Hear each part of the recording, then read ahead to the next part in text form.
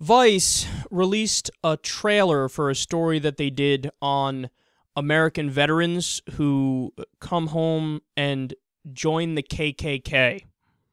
So it looks absolutely fascinating. I can't wait for the full video to come out. Let's take a look. When it comes to defending what you stand for, sometimes you gotta get your knuckles bloody. There's no doubt that a lot of these men are coming back traumatized with serious PTSD and other problems, and I think that what some veterans find in these groups is family. Whatever. If you ain't white, it ain't right. Klansman, do you accept the light? Klansman, I accept the light. I became a very angry person when I served.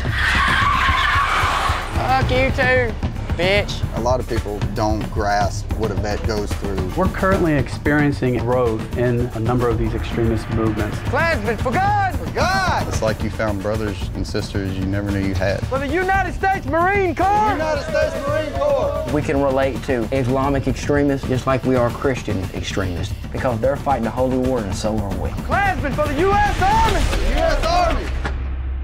There you have it, man. See, the sad reality is that when you have people with PTSD, okay, so they have emotional problems, psychological problems, when you have people who are in economic turmoil, political turmoil, emotional turmoil, and they don't have immediate answers, what has happened throughout history is they turn to extremist groups, because extremist groups are usually the most active, they have the clearest message. Doesn't mean the most true message, in fact, usually it's the opposite, but they have a clear message where they tell you, those people are the problem and this is the solution, so let's go ahead and implement X, whatever you fill in the blank with whatever it is. So people will turn to what they view as community and what they view as brotherhood in times of turmoil. And humans are weird, man, because they think any answer, even if it's the wrong answer, is better than no answer. And you see this all the time, like with conservative pundits, for example, not to compare them necessarily to the KKK, but you'll hear, like, I've heard Bill O'Reilly make the argument to Richard Dawkins, well, I'm throwing in my lot with Jesus because he has an answer. You guys don't. So in other words, it's almost like he's admitting, yeah, I know it's probably not true, but it's a answer. So I'm just going to put that in the blank spot in my mind and default to that, rely on that, and just throw in with that group until you come along with a better answer. So bringing the analogy to the KKK and these extremists who were veterans, they view it as, well, the only people who are paying me any attention, the only people who are helping out me and my family, the only people who, you know, helped me out and gave me a beer the other day when I needed one to relax, well, it's these crazy KKK people, so they can't be that bad. I'm going to go ahead and join with them.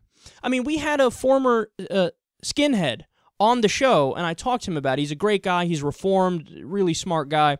And he was describing that that's exactly right. It all comes down to it manifests itself in their mind as they don't think they're necessarily a hate group. They think, no, we are just standing up for the repressed people, which is our group, which in this case happens to be white Christians. The thing that's so goofy about it, though, of course, is that white Christians are the least persecuted group in the United States of America. Christians are 76% of the population, and whites are the majority of the population in the United States of America. So it doesn't make any sense, but they've created this narrative in their own mind, and they use that to fall back on because they just like the feeling of brotherhood. They like the feeling of community. Look, the answer is, in my opinion, how do you reform this situation? How do you essentially fix these people who would fall into this extremism when they come back and they're veterans and they have PTSD and there's no job opportunities? Well, you have to go to the root of the problem. You have to, number one, use evidence-based medicine to treat them so they don't have PTSD. Don't give them some bullshit pharmaceutical pills that aren't proven and give them one therapy session a month and call it a day.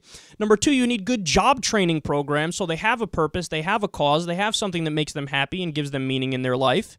And number three, you need an economic situation that's not abysmal. I mean, we're talking about a lot of southern poor states here. And I'm sure there's a connection between the shitty governance in those areas and the shitty social safety net and the fact that these guys turn to extremism. You know, maybe if they had a situation where they had more opportunities, they had better jobs, they had better health care, they had better education, they wouldn't fall into this trap.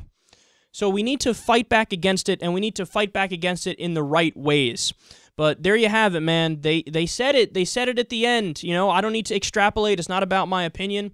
They told you. We can relate to Muslim fundamentalists in the sense that we are Christian fundamentalists. They're fighting a holy war. We're fighting a holy war.